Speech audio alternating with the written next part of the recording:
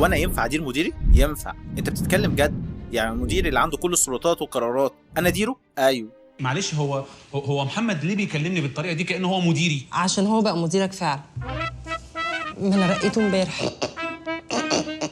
ياه.